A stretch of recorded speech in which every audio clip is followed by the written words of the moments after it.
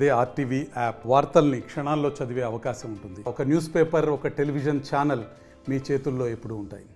రాష్ట్ర వ్యాప్తంగా ప్రతిపక్ష పార్టీ వెన్నుపోటు దినంగా చేస్తూ ఉంది. మరోవైపు అదే స్థాయిలోనే అధికార పార్టీ ఎదుర్కొనేటువంటి పరిస్థితి. దాని ధీటుగానే కార్యక్రమాలు చేపడుతున్నారు. మనతో మాట్లాడడానికి పాణ్యం ఎమ్మెల్యే గౌరచరితారెడ్డి. మేడం చెప్పండి, ఈరోజు కార్యక్రమం చేయడం ఉద్దేశం ఏంటి? వైసీపీ ప్రభుత్వం వాళ్ళు వెన్నుపోటు దినంగా వాళ్ళు కార్యక్రమం చేస్తుంటే దానికి మేము ధీటుగా ఈరోజు ప్రజా తీర్పు దినం. ఈ రాష్ట్రంలో ఫస్ట్ యువత నుంచి మహిళల వరకు, అలాగే రైతుల నుంచి కుల వృత్తుల వారి వరకు రాష్ట్రంలోని 5 కోట్ల ఆంధ్రులు అందరూ ఒక విజనరీ లీడర్ కావాలి, ఈ విధ్వంస పాలన పోవాలి అన్న ఉద్దేశంతో ఎన్నడూ లేని విధంగా 93% స్ట్రైక్ రేట్తో ఈరోజు మాకు అధికారం కట్టబెట్టడం జరిగింది కూటమి ప్రభుత్వానికి. కాబట్టి మేము ఈరోజు ప్రజా తీర్పు దినంగా ప్రకటిస్తూ అంతేకాకుండా గొడ్డలిపోటు దినంగా ప్రకటిస్తూ ఈరోజు ఈ కార్యక్రమం చేపట్టడం జరిగింది. వాళ్ళు గతంలో వాళ్ళు చేసిన కుంభకోణాల నుండి రాష్ట్ర ప్రజల దృష్టి మరలించడానికే ఈ కార్యక్రమం చేస్తూ ఉన్నారు. ముఖ్యంగా రాష్ట్రంలో వెన్నుపోటు పొడిచింది ఎవరికనేది అందరికీ తెలుసు. వాళ్ళు కాంగ్రెస్ పార్టీలో ఉండి కాంగ్రెస్ పార్టీ నుంచి లక్షల కోట్లు సంపాదించి, అంతేకాకుండా వైఎస్ఆర్ కాంగ్రెస్ పార్టీ శివకుమార్ నుంచి లాక్కొని వాళ్లకు వెన్నుపోటు పొడిచి ఈరోజు ఎత్తుకొని పెంచిన బాబాయిని గొడ్డలి వేటు వేసి రక్త సంబంధికులకు కూడా వెన్నుపోటు పొడిచినాడు ఆయన. అంతేకాకుండా తల్లిని చెల్లిని గెంటేసి వాళ్లకు వెన్నుపోటు పొడిచినాడు. వీళ్ళ మళ్ళా మాట్లాడేది దయ్యాలు వేదాలు వల్లించినట్టుగా ఉంది. కాబట్టి దీనికి ధీటుగానే మేము మా కూటమి ప్రభుత్వం అధికారంలోకి వచ్చిన తర్వాత ఎన్నడూ లేని విధంగా 1 ఇయర్ లోపలనే మేము ఇప్పటికే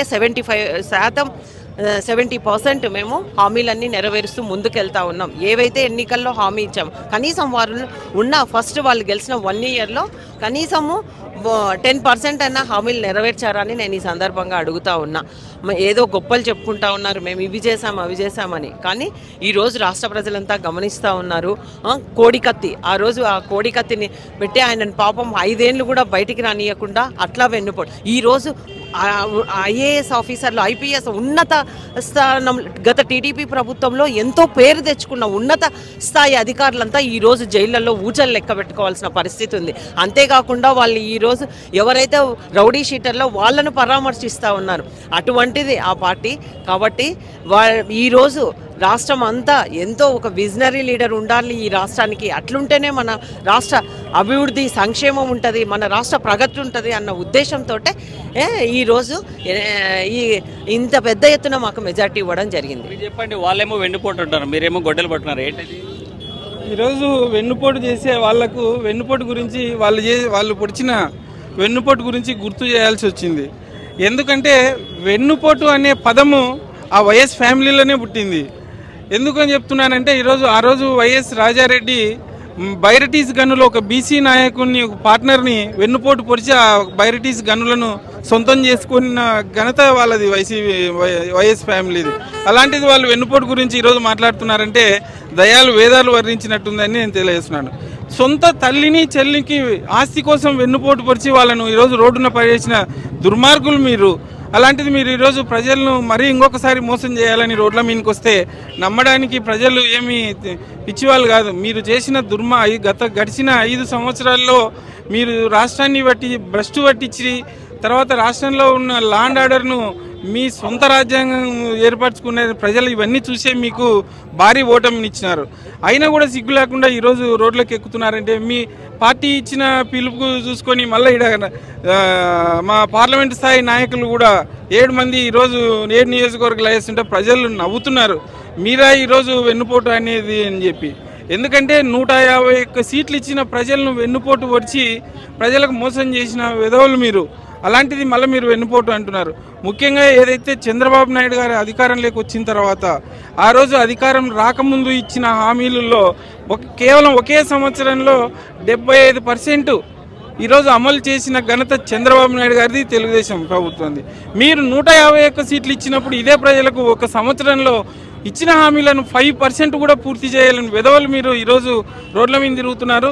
ఖచ్చితంగా మొన్న జరిగిన ఓటమే కాదు, మీకు రాబోయే స్థానిక సంస్థల ఎలక్షన్లో కూడా ఇదే తీరుగా ప్రజలు తీర్పిస్తారు.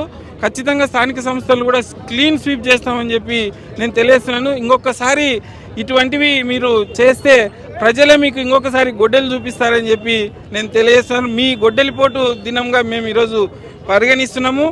ఇది మీకు ఈరోజు గొడ్డలిపోటే. ఇది ఏడాది కాలంలో మీరు చేసింది ఏమి లేదు, చెప్పుకోవడానికి ఏం లేదు కాబట్టి ఈరోజు డైవర్షన్ పాలిటిక్స్లో బాగా ఇది చేస్తున్నారంటే వాళ్ళకి నిజంగా చెప్పాలంటే కొంచెం మైండ్ బ్లాంక్ అయినట్టుందండి. ఎందుకంటే ఆ జూన్ 4వ తేదీ ప్రజలు ఇచ్చిన తీర్పు అది వాళ్ళకు అందుకే ఆ ట్రోమాలో నుంచి దానిలోంచి ఇంకా షాక్లోంచి బయటికి రాకుండా ఇలాంటివి చేస్తూ ఉన్నారు. మీరు ఇందాకే మా నంద్యాల అధ్యక్షుడు పార్లమెంట్ అధ్యక్షుడు గారు చెప్పినట్టు పొద్దున్న జూన్ 12 తల్లికి వందనం ఇస్తున్నాము, ఆగస్టు 15 మహిళలకు ఉచిత బస్సు ప్రయాణం ఇస్తూ ఉన్నాము. మీరు ఒకటి అర్థం చేసుకోవాలా, వాళ్ళు అంత అప్పుల ఊబిలో ఉంచినా కూడా ఈరోజు కేంద్ర రాష్ట్ర ప్రభుత్వాలు ఒక కూటమిగా ఏర్పడినందుకు నరేంద్ర మోదీ గారు కూడా మన రాష్ట్రానికి అత్యంగా ఈరోజు మన నియోజకవర్గంలోనే పాణ్యం నియోజకవర్గంలో ఓరోకల్కి 2,500 కోట్లు కేటాయించడం జరిగింది. వాళ్ళు కనీ విరిగి ఎరుగుండరు ఇలాంటివి కూడా చేయొచ్చు ఇలాంటి మన నియోజకవర్గానికి అనేది. అందుకే అది మేము గుర్తు చేస్తూ ఉన్నాం, ప్రజలని చైతన్యం తీసుకొస్తా ఉన్నాము. మీరు ఇలాంటి వాటికి పడకండి. వాళ్ళు ఎలాగో వాళ్ళని ఎవరు అసహించుకుంటున్నారు. అలాంగ్ సైడ్ మొన్న మహానాడికే వాళ్ళు అది చూసినప్పుడే వాళ్ళ మైండ్ బ్లాంక్ అయిపోయి ఉంటాయి. అందుకోసమే ఈరోజు మేము దీని ప్రజా తీర్పుని ఎవరైనా గౌరవించాల్సిందే.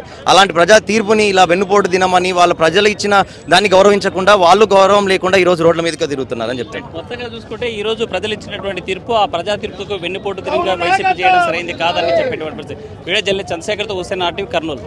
మరిన్ని వీడియోస్ కోసం ఛానల్ ని సబ్స్క్రైబ్ చేయండి, లేటెస్ట్ అప్డేట్స్ కోసం వాట్సాప్ ఛానల్ ని ఫాలో చేయండి అండ్ లింక్ డిస్క్రిప్షన్ లో ఉంది.